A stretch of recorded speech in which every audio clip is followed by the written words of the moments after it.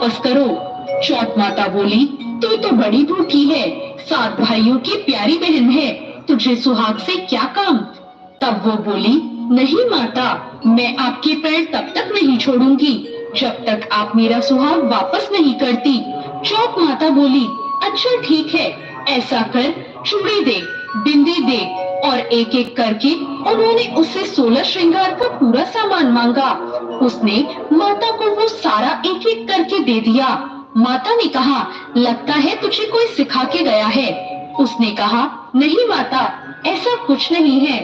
इसके बाद चौथ माता ने अपनी आंखों से काजल निकाला, नाखूनों से मेहंदी निकाली, मांग से सिंदूर निकाला और चिटकी उंगली का छींटा दिया। उसका पति जीवित हो गया और चौथ माता जाते जाते उसकी झोपड़ी पर लात मार गई, जिससे उसकी झोपड़ी एक महल में बदल गई। अब जब उसकी छोटी ननद खाना लेकर आई तो उसने देखा भाभी की झोपड़ी की जगह तो कोई महल खड़ा है, लेकिन उसने अपनी ननद को देख लिया। ननद को देखते ही इसके पास आई और बोली, देखो बाई साहब, आपका भाई वापस आ गया है, घर जाओ और सासू जी से कहो गाजे बाजे के साथ हमें लेने आए। ननद दौड़ी दौड़ी अपनी माँ के पास जाकर बोली, माँ भाई जिंदा हो गया है। माँ बोली, उस भाभी के साथ तेरा दिमाग भी खराब हो गया है, मरने वाला कभी जिंदा होता है। ननद बोली, नहीं माँ, मैंने देखा है, भाई सच में जिंदा हो गया है। भाभी ने गाजे बाजे के साथ बुलाया है। सभी घर वाले गाजे बाजे के साथ अपने बेटे को लेने पहुँचे। बेटे को जिंदा देखकर सास बहू के पैर छूने लगी और बहू सास के पैर छूने लगी। बहू बोली, देखो माँ, आपका बेटा वापस आ गया। सास बोली, मैंने तो साल भर पहले ही इसे भेज दिया था, वो तो तू ही थी जो इसे वापस लेकर आई है। हे चौथ माता, जैसे साहूकार की बेटी के साथ पहले किया वैसे किसी के साथ मत करना, और जैसे बाद में उसे सुहाग दिया वैसे सबको देना। आप सभी पर चौथ माता की कृपा इसी तरह बनी रहे। जय चौथ माता। तो ये थी करवा चौथ की कथा। आपको ये कथा कैसी लगी कमेंट करके जरूर बताएं। साथ ही मेरे चैनल भक्ति ज्ञान को सब्सक्राइब करना ना भूलें। धन्यवाद।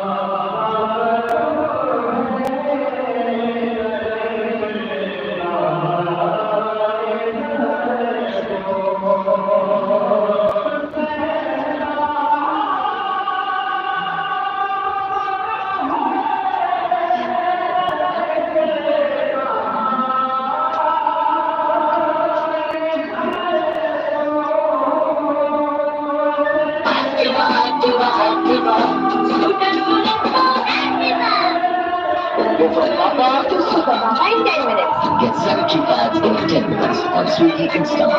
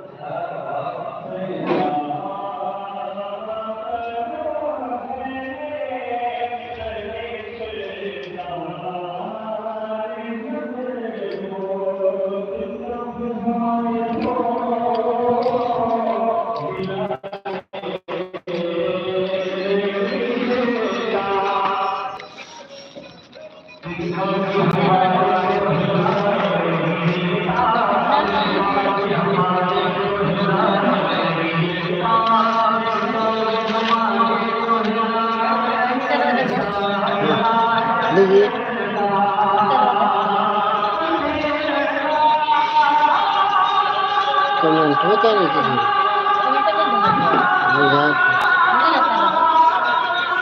लाइक सब लोग को तो कमेंट देखते नहीं थे।